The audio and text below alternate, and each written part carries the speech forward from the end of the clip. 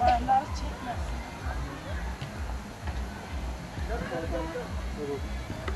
Ben İdris Bozlucam, esnafım Şanlıurfa'da. Şimdi girişte 10 milyon arıyorlar. Almasını alsınlar da. Vatandaşın bu eziyeti ne? Yani iki tuvalet var, biri kapalı.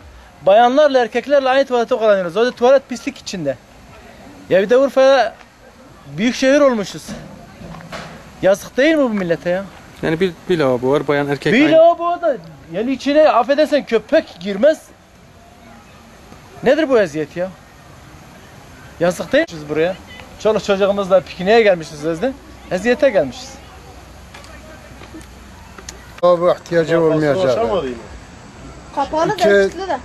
taraftan Abladan- açık olsaydı hiç olmazsa Abladan millet hiç bu kadar giremez perişan sevgili abi. olmazdı.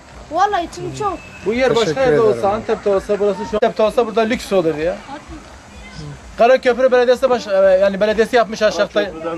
Yo orada hoş yapmış, mesela alanı yapmış, ne güzel. Her yerde kebap yeri var, tuvalet var.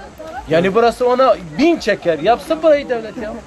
10 milyon alıyorsun da araç başı. Nereye harcıyorsun bu parayı ki? Nereye? Buyurun. Sizi tanıyabilir miyiz? Selamun Aleyküm. Ben Mehmet Başak, Şanlıurfalıyım.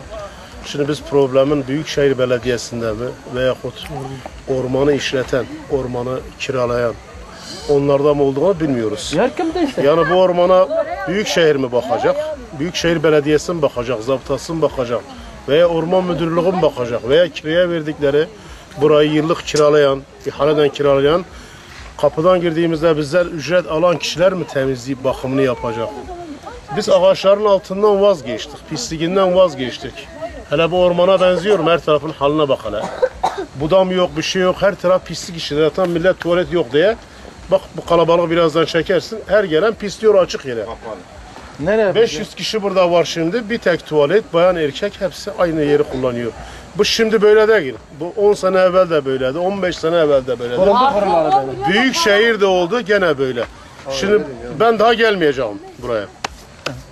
Yani başka söyleyecek hiçbir şey yok. Ya Daha nereye gideceğiz gelmeyeceğiz peki? Yani ne? Git.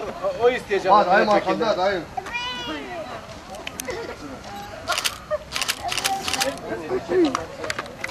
Bak bunu boyamışlar sözde.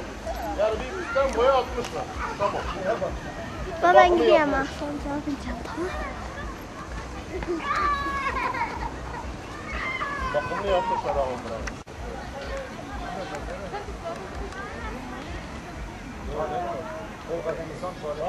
Nerede vardık ya?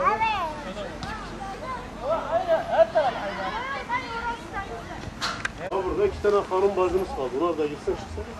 Ne yapacaksın?